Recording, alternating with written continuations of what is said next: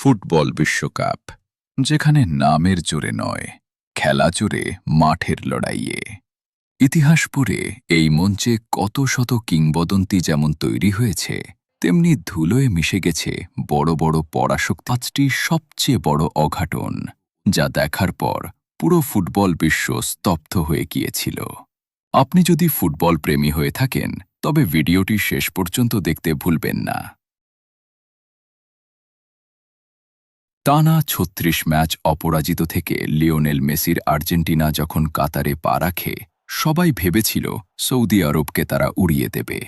কিন্তু দ্বিতীয়ার্ধের মাত্র ৫ মিনিটের ঝড়ে সালেহ আল শেহরি এবং সালেম আল দাউসারির দুটি অবিশ্বাস্য গোল পুরো বিশ্বকে চমকে দেয়। হট ফেভারিট আর্জেন্টিনাকে হারিয়ে বিশ্বকাপ ইতিহাসের অন্যতম বড় অঘটন ঘটায় সৌদি আরব। ১৯৬৬ সালের বিশ্বকাপে শক্তিশালী ইতালি দল যখন উত্তর কোরিয়ার মুখোমুখি হয়, কেউ ভাবেনি কোরিয়া ম্যাচটি ড্রও করতে পারবে। কিন্তু পাক দুইকের ৪২ মিনিটের গোলটি ইতালিকে বিশ্বকাপ থেকে ছিটকে দেয়। ইতালির খেলোয়াড়রা যখন দেশে ফেরে, ক্ষুব্ধ সমর্থকরা তাদের ওপর পচা টমেটো ছুঁড়ে মেরেছিল। ডিফেন্ডিং চ্যাম্পিয়ন এবং তৎকালীন বিশ্বসেরা দল ফ্রান্স, যাদের দলে ছিল থিয়েরি ওরি আর জিনেদিন জিদানের মতো তারকারা, ২০০২ বিশ্বকাপের উদ্বোধনী ম্যাচেই নবাগত সেনেগালের মুখোমুখি হয় তারা। পাপা বুবা দিওপের ৩০ মিনিটের গোলটি ফরাসি সাম্রাজ্যকে কাঁপিয়ে দেয় এবং ফ্রান্স গ্রুপ পর্ব থেকেই বিদায় নেয়।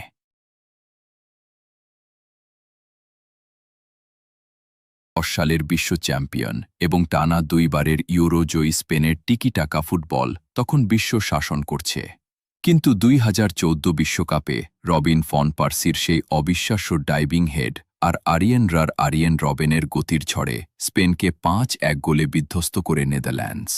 এটি ছিল কোনো ডিফেন্ডিং চ্যাম্পিয়নের ইতিহাসে সবচেয়ে বড় পরাজয়।